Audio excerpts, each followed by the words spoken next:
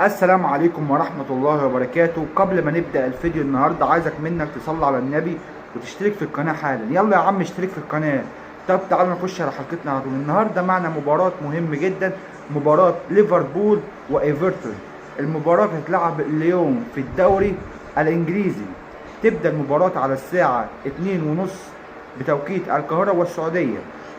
وحاليا يا جدعان المباراة بدأت دلوقتي قدامنا، تمام يا جدعان. وحاليا الكرة دي قدامنا 0-0.